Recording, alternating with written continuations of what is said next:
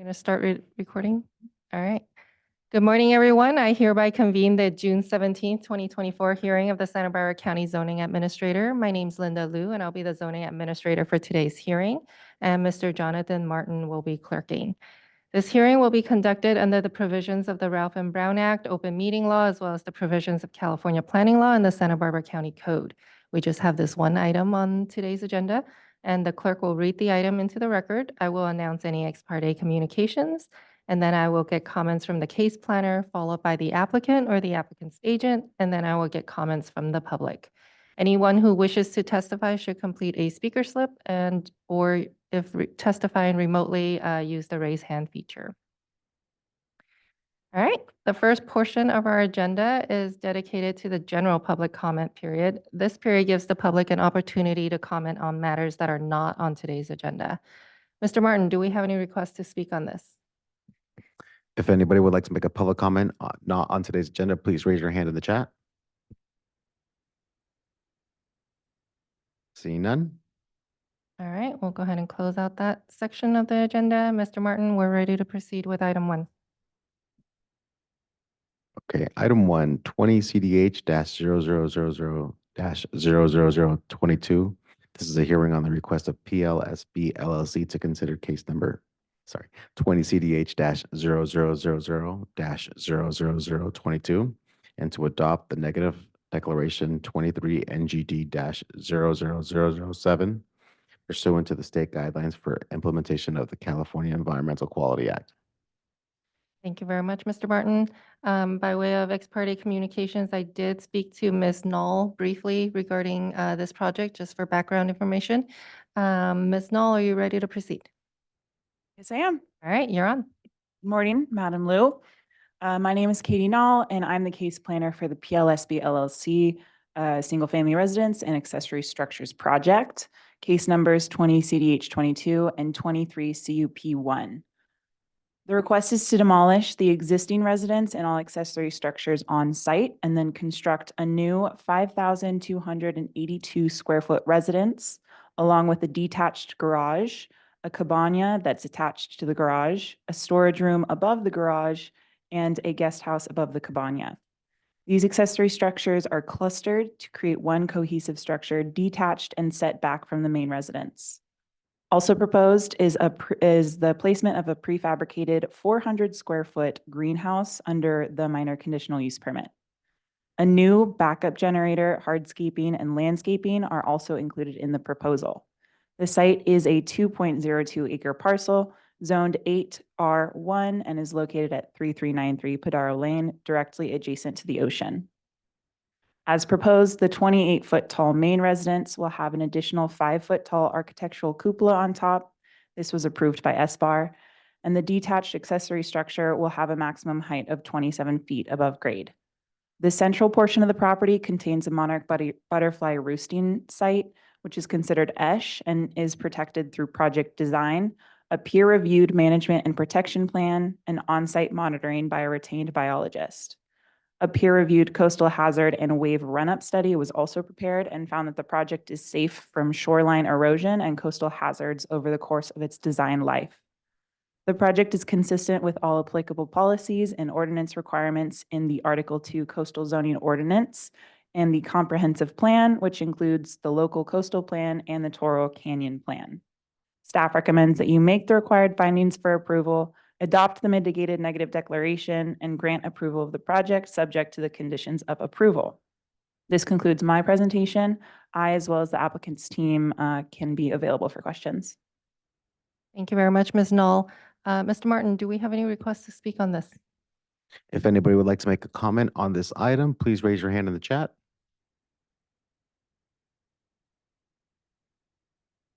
Seeing none.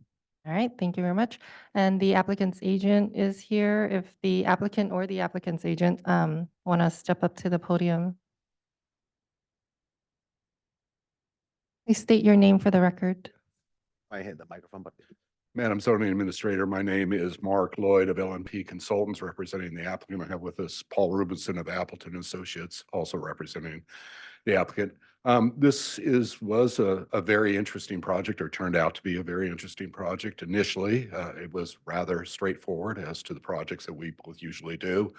About halfway through the project, we ended up encountering what has been reported to me to be the largest monarch butterfly aggregation in the Western Hemisphere last year.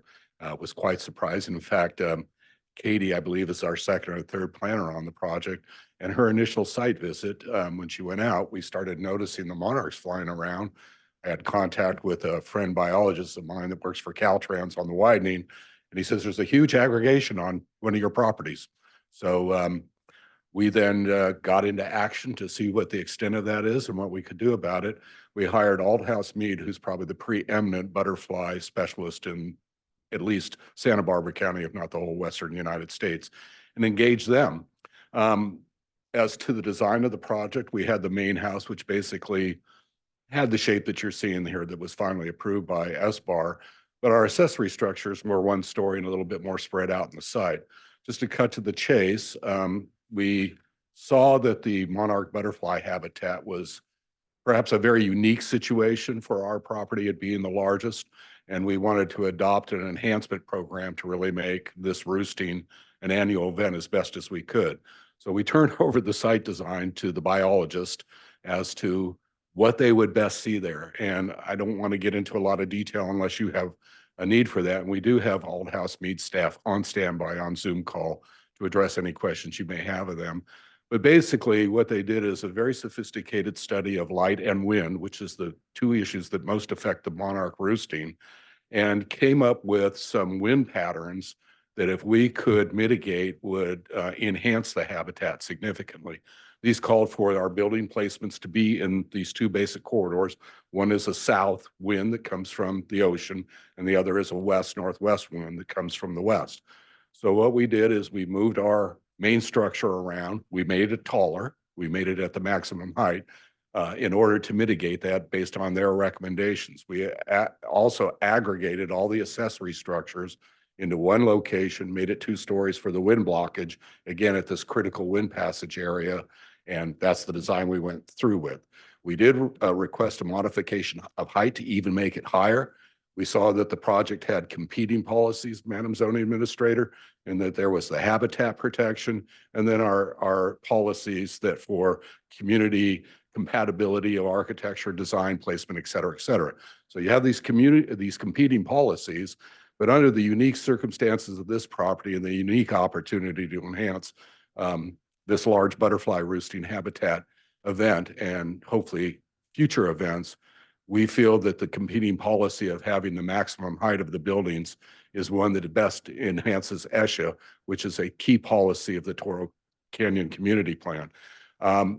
SBAR, who cited that its prerogatives are architecture, not biology, was not favorable in their review of the modification for height. So we reduced it back down to the maximum height allowed by the standard policies and design standards of the zoning ordinance and have that height, those maximum heights there. Again, to protect the ESHA and in fact to enhance it. So that was a key component of our design. You know, we can go over floor area ratios, although not part of the code. We did comparisons and analysis of that, presented that to SBAR to show that we were in that mid-range of FARs across the property. There were a number of accessory structures that exist on this property. As Katie indicated, we are demoing them all. And again, as I stated earlier, aggregated them into one structure for the purpose of this enhancement. Madam Zoning Administrator, I'm here to answer any questions you had or Paul that you may have of us. Great. Thank you very much, Mr. Lloyd. I do have a follow-up question for Ms. Knoll. Mr. Lloyd did mention those competing policies that you and I had discussed, and I wanted to make sure when those policies are in conflict or incompatible, which policies take precedence and priority? Of course, Madam Liu. So overall, Article 2, the local coastal plan and Toro Canyon plan all have pretty explicit language stating when policies conflict, which one takes precedence. And I think starting with the Toro Canyon plan, They have policy TCH, which states that protection of ESH and public access shall take priority over other development standards. And where there's any conflict between standards, the ESH and or public access protection, those standards associated with ESH will take precedence. Local coastal plan has similar language as well as Article 2. And is that language in your findings anywhere? Not explicitly, but that's something we could add if that would make it more clear. Yes, Clear. I would appreciate that. Okay. Thank you. The other one that I guess I would appreciate, because Mr. Lloyd also mentioned the height issue, and this is the first time that a project has come before me with the height exception using that additional height to get it to, I think it's 33 feet, using the BAR approval. And I also noticed that that wasn't in the findings as well. I know you attached the BAR minutes, which I appreciate. It was a 3-2 approval. I get that. But if we can add that into your findings as well, that would also help. Sure. And with that, do you just mean like a description of, because of this section, they are allowed an additional 5 feet? Right. And Okay. that BAR approved it Sure. on such and such a date. I can add that as well. Great. Thank you very much. Last question for you, Mr. Lloyd. I assume you have gone through the conditions of approval with your client, and that they are all in agreement with those conditions that Ms. Knoll has proposed? Yes, Madam Zoning Administrator, we've gone through the conditions and have shared them with our client. Even the conditions that deal with sea level rise and ocean run up for future impacts that may occur through that. So they're pretty comprehensive. And we accept all of those conditions of approval and have voluntarily included in that our robust habitat management and protection plan. I did see that. Thank you. I appreciate that. Ms. Knoll, one last question regarding the historic site or ARC site. I noticed in your staff report, you mentioned that it is potentially mislabeled or misidentified.